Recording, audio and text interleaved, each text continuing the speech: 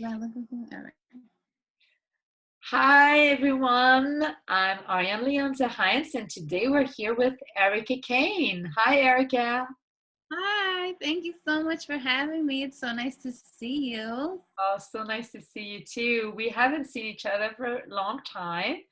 Arika contacted me in 2010 and we worked a few months together preparing for her first CD, and since then she has done recorded three CDs and been very successful with them.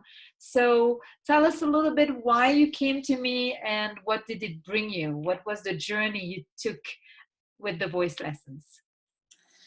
Well, in 2010, I believe it was, or 2009, 2010, I had signed with BSE Recordings, which is my label. We're an independent label.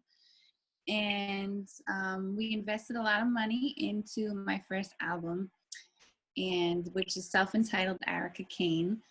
And I just wanted it to be the best that it could be, and I'm a perfectionist, so I wanted to, dive into my career with the right tools. And I don't remember how I actually found you. I don't remember if it was through the internet. I think it was through the internet. Yeah. Probably, right? Everything is.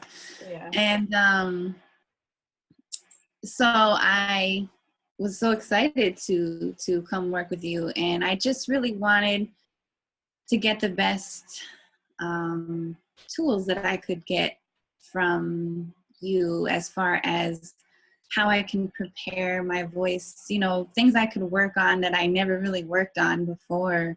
Mm-hmm.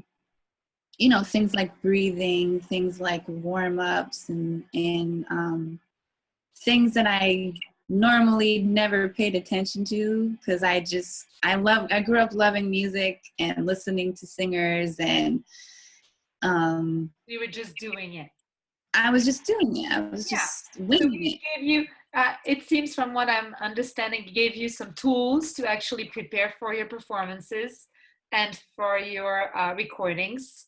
And yeah, and you were already an amazing singer. I remember very well. And I remember just we worked on the breathing and on fine tuning, really was fine tuning your voice to be even more open, I feel, Yeah. it gave you an openness, at least from my perspective, give you an openness and even more mastery of your voice. Yes, definitely. And these are the things, along with that I took from it, was you made me feel very comfortable, which I appreciated. Um, you helped with my confidence, and the warm-ups. A lot of the warm-ups that you introduced me to were like, a lot of them involved like getting the noises I remember getting like the noises out of your voice, like the The crack. the cracks and the funny things that go on when when you don't prepare Exactly. before you sing. And that was very helpful for me moving forward. That's something that I took and I used every time I was performing live.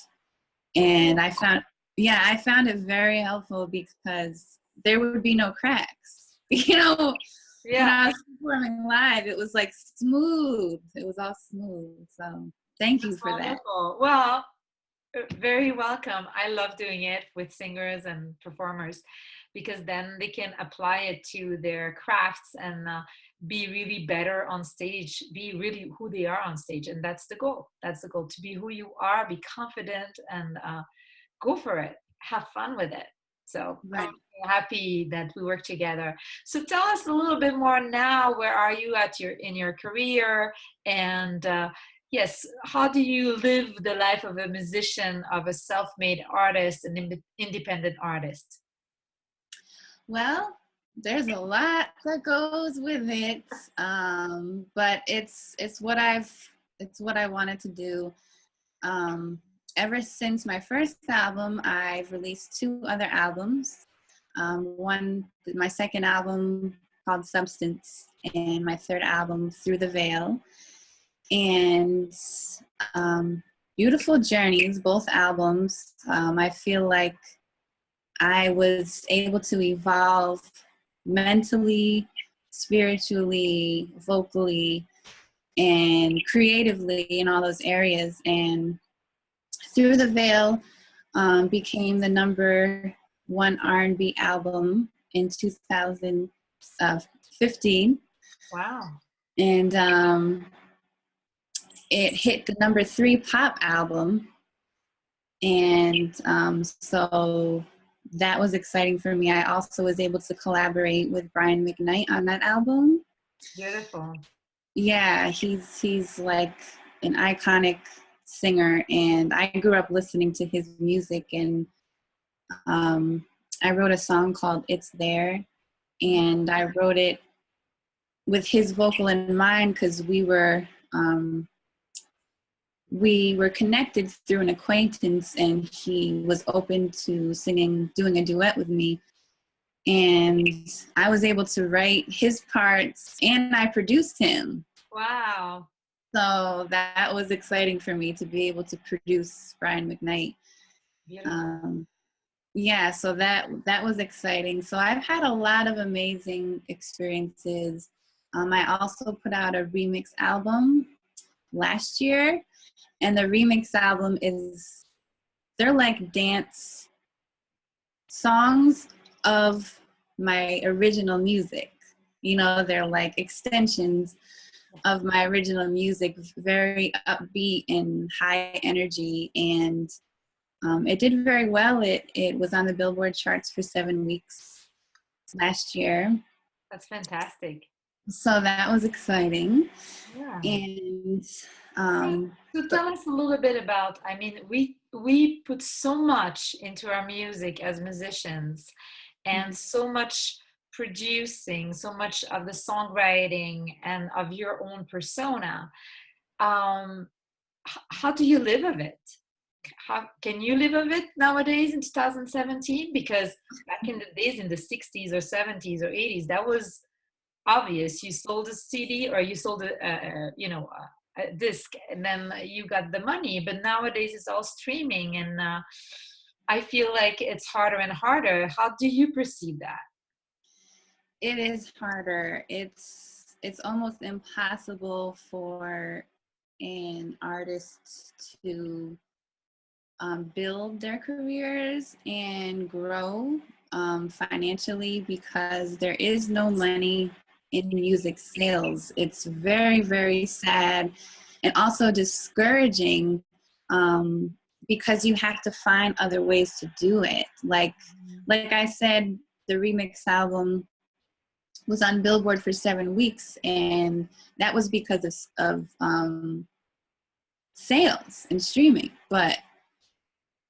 And Through the Veil was #2 on the #1 on the R&B charts when it was released. So you would think, I would be bringing it, rolling in the dough. Exactly, make a lot of money, Is that the case? It's not like that, because the majority of people are on the streaming end of it. So even if you do, you are doing all these things with sales, everybody's not buying. So it's only actually like a small amount of people that are actually downloading, and everybody's streaming. So the artists and the writers are creating the songs, but they're not getting compensation. So it's a struggle. It's like the industry needs the artists and the writers, but it's almost as like we're all being used, because we're not, somebody's making money. Yeah. But it's not necessarily the creators of the music. So So it's the biggest company, like the streaming companies that are asking for, a fee per month to have access to the streaming that are making the most money, aren't they? Yep, they're making the money, and Yeah. the the the small group of major labels, Mm-hmm. they cut deals with these streaming companies because they put their artists' In it. library of music Mm-hmm. within them. So that group of the major companies, along with the streaming services, are making the bulk of that money because they're making deals with each other. Yeah. But the independent artists isn't really making Yeah. anything. So you had some offers from major labels. So Yeah. tell me why you're not with one of those labels. Wouldn't you make more money? Would you survive better? Yes, I probably have an amazing house and an amazing car and, money in my bank account and, all these material things. But the offers that were given to me from these major labels included giving away my creative control and who I am as an artist and my values and my beliefs and basically everything. So So it was. you decided not to do it. I decided not to take most of these offers because I have integrity, number one, and I believe my mission in my lifetime is to empower women and to show them that they can be successful without giving away themselves and giving away who they are and their beliefs. And so it was very important to me to continue doing what felt right to me, Well, thank you for that. Thank you for that. Really. Yeah, because I mean, this is so important to have, I believe, artists that are successful and showing it's possible to do it even without the male dominancy. That's what it is, because the industry is really dominated by male, and that's why you would have to give up your integrity if you would go to one of these labels. So by not giving in to the temptation of having a lot of money and signing up with them, you are actually empowering yourself to be a better woman, a whole woman with integrity, and showing an example, even if you don't have a huge house like you said before. But the house you won't take in paradise. Your integrity, I believe you will. So we're on the same page. I love that. I am also there. My mission is also to empower women and to empower artists in general. So yes, I've noticed. I've been following you, so I think that's beautiful that you're doing that. Thank you. Well, it's beautiful you're doing it.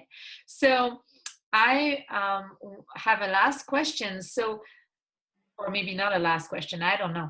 But about concerts, yes, concerts. Is that a good way of making money as an artist? Appearances, performances? Yeah, it's one of the few ways, because like I said, music sales is no, making music now is more for exposure, so you have to find other ways and be creative. But yes, performing and appearances, very important now as an artist. Perform as much as you can, and think of other creative, innovative ways of making money. Merchandise, obviously, you want to keep that aspect. Branding and merchandise is very important right now. And create technology. Me and my company right now are in the process of coming up with new ideas of how we can be on the cutting edge versus just being like upset about, what's happened with the industry. And like, because I was there for a while. I was like, the industry was not like this when I was growing up, like, oh my God, why does this have to happen when I'm like getting involved in it, So right now we're working on creating independent radio for independent artists. And we're working on developing an app that anybody will be able to download for free. It'll be a free app. And it'll be all independent artists all over the world. Whatever you want to hear, any genre of music, every genre of music. So we're in the middle of the developing stages of that, but I'm very excited about that because. Wow. How is it going to be called? Do you know already? It's not confirmed. It's not confirmed. So we'll do another interview when it's confirmed. Yeah. All right, and then you can talk about it all along. Yeah. Tell us where to find it and everything. Yeah. Yeah. Because independent artists need a platform. There's like millions of amazing artists out there that don't get the exposure, and because they can't build from music sales, it's almost like they're not able to have what they need. You see the Grammys every year and all these award shows, and it's the same 10 artists every year. It's the same, there's the breaking through isn't happening. So it's another passion of mine to also help independent artists find more exposure. So that's wonderful. Wonderful. Yeah. I think that I'm gonna download the app, of course. Yeah. Oh yeah, I'll tell you all about it. Of course. Yeah. And so that's the future. And are you performing or planning on doing a new CD in the next 2 years, or? Well, I am planning on doing an album. So I have a new single coming out the end of this month, March 31st. It's called Wonderful. And I'm very excited about that. It's more of a pop record. It's sort of an all genre type of song. It's like a sing-along, real pretty song. So I'm looking forward to releasing that. I'm working on a few other singles. I'm working on a collaboration right now with an R&B artist from Canada. Cool. And his name's Carlos Morgan. He's a very talented artist. And I am looking to do a full album. I just, I'm waiting on exactly how and what, and, the right inspiration for that. And because doing an album is a big investment financially as well. So you want to make sure, because you're not going to get that money back anymore. Like we said, yes, the music sales. So I'm a little more particular about albums moving forward. So I want to make sure that it's, everything is perfect and it's the right. Yeah, it's I want to tell the right story and do the right thing. But I am looking forward to that as well. So we're looking forward to hear Wonderful, the new single, on March 31st.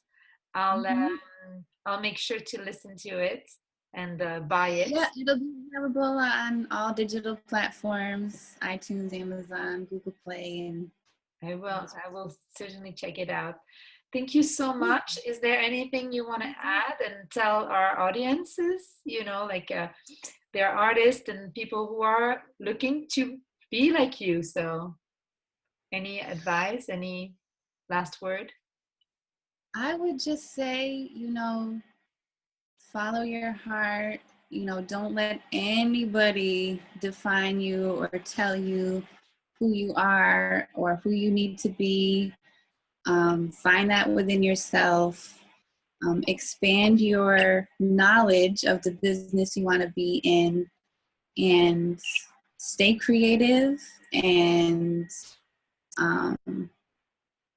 just go for it. You know, just don't give up, and stay empowered. And to the women out there,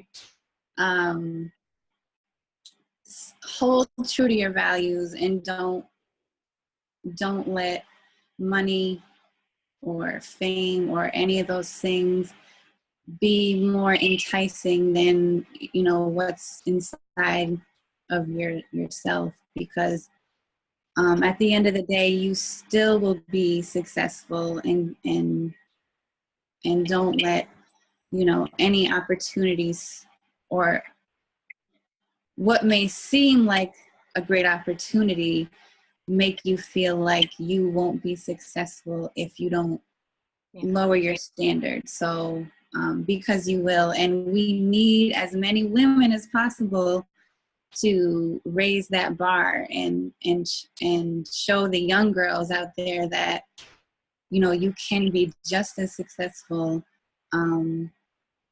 by standing in your power. So yeah. And would you like to sing something now? I will. Yes, I'll sing a little chorus from my upcoming single, Wonderful. Yay, cool. All right. We're all ears. Oh, you're wonderful, yeah. You made me feel so good. If I could show you, yeah, how much I love you, then I would.